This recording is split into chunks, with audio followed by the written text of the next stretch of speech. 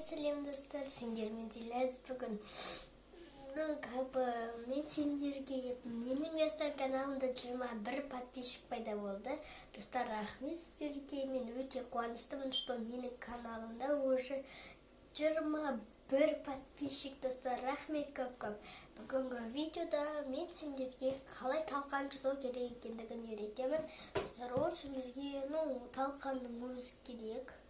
Мен блин, кейбір орыстар талқанды білмейді. Талқан деген не? Это что такое деп не деп. Бірақ та достар, біз білеміз, сондықтан біздерге талқанды қалай жасау керек екендігін үйретемін, егер ешкім білмесе. Достар, осы бізге өзінің талқаны керек. Потом мынандай сүт, талқан, сүт, қасық және кішкене ыстық су. Достар, қараңдар, біз қазір құйып, біз араластырып тұрамыз. Әйтпесе ол нетпей қалды. Езіліп кетеді кішкене. Достар, міне талқан үстіне сүт құямыз да, оны араластырамыз. Енді сүт дұрыстап құйып аламыз.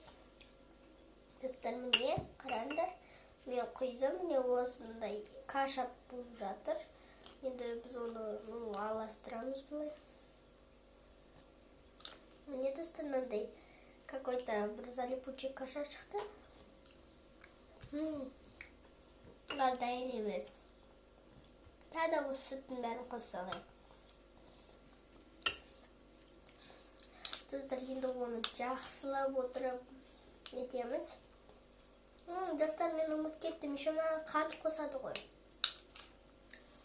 Достар, міне тағы да сүтті құйып жібереміз.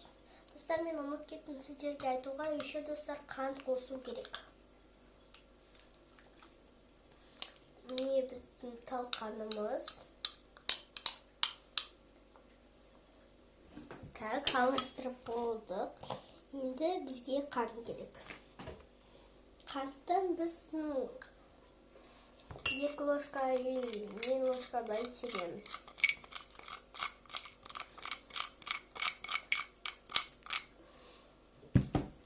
Осылай сепкен соң тағы да араластырамыз қантпен бірге.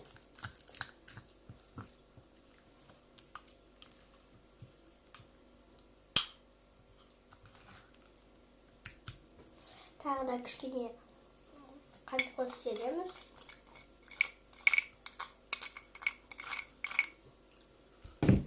И оны араластырамыз потом.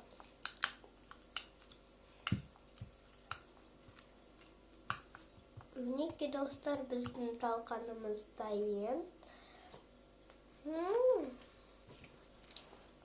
Достар, талқан өте дәмді шықты.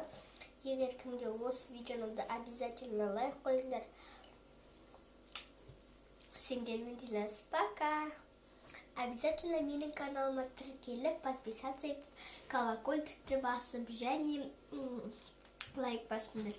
Және жақсы комментарияты тосамын. Пока! Білем, орыстар білмейді, что такое талқан, но бірақ та қазақтар білетін шығар талқан деген неме екенін.